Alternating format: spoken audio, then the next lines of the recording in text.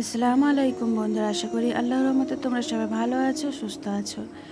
আমি আজকে একটা ভিডিও নিয়ে হাজির হয়েছি কাবা শরীফ ধ্বংসের পরিকল্পনাকারী হস্তি বাহিনীর ঘটনা নিয়ে। তো যারা যারা আমার চ্যানেলে নতুন তারা অবশ্যই চ্যানেলটিকে সাবস্ক্রাইব করে রাখবে, আর যারা অলরেডি কাজটা করে ফেলেছে তাদেরকে অসংখ্য ধন্যবাদ। তো চলো ভিডিওটি শুরু করি। আবিসিনিয়ার বাদশাহর পক্ষ থেকে ইয়ামানে আব্রাহা নামক একজন শাসনকর্তা ছিল। সে দেখল গোটা আরবের লোকেরা মক্কার কাবা শরীফে হজ করতে যায়। বিষয়টি তার মোটেও পছন্দ হলো না। তার ইচ্ছা হলো মক্কার পরিবর্তে সবাই আমাদের দেশে আসুক। এ লক্ষ্য বাস্তবায়নের জন্য সে ভাবল, কাবা গৃহের অনুকরণে আমাদের এখানে একটি উচ্চ মর্যাদা সম্পন্ন গির্জা নির্মাণ করবে। তাতে বিনোদন ও চিত্তাকর্ষণের সব ধরনের উপায় উপকরণ থাকবে।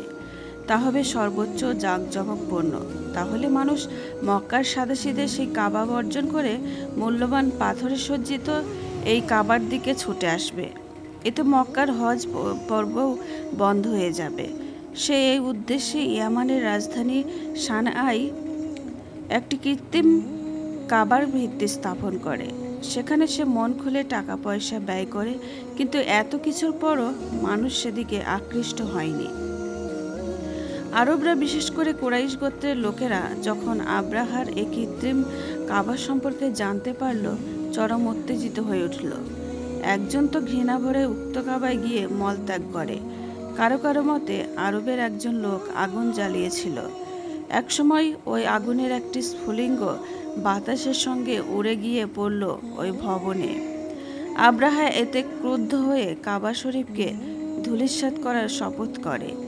শপথ অনুযায়ী বিপুল সংখ্যক হাতি সম্বলিত সৈন্যদল নিয়ে বাস্তবে সে কাবা শরীফ ধ্বংস করার উদ্দেশ্যে বের হয়। পথে আরবের যে গোত্র তার প্রতিরোধ করে, তাদের সাথে সে যুদ্ধে লিপ্ত হয় এবং তাদেরকে পরাজিত করে। নবীজির দাদা আব্দুল মুত্তালিব ছিলেন তখন কুরাইশ গোত্রের নেতা এবং কাবা শরীফের মোতাওয়াল্লি। তিনি এ সংবাদ জানতে পেরে বললেন, লোক সকল, তোমরা নিজেদেরকে রক্ষা করার ব্যবস্থা করো।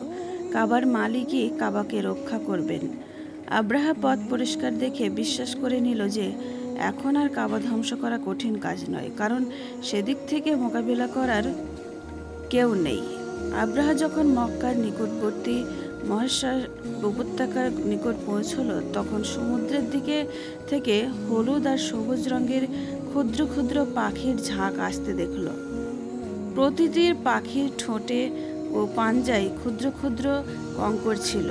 ওই পাখিগুলো সৈন্যদের উপর কঙ্করের বৃষ্টি বর্ষণ করতে লাগল। আল্লাহর কঙ্কর জাতীয় সেই পাথরগুলো বন্দুকের গুলির চেয়েও বেশি কাজ করল। যারই গায়ে লাগতো একদিক থেকে প্রবেশ করে অপর দিক থেকে বের হতো।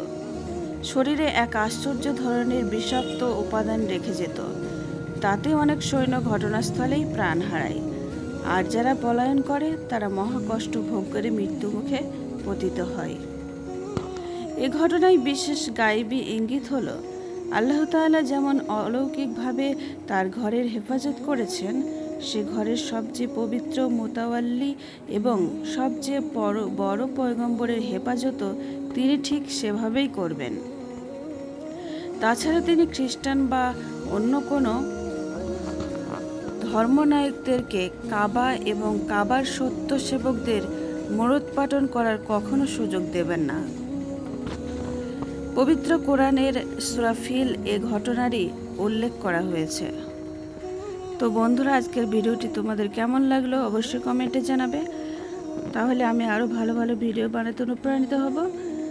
আজকে এ পর্যন্ত, দেখা হচ্ছে নেক্সট ভিডিওতে। ততক্ষণ সবাই ভালো থেকো, সুস্থ থেকো, আল্লাহর পথে থেকো। আল্লাহ হাফেজ।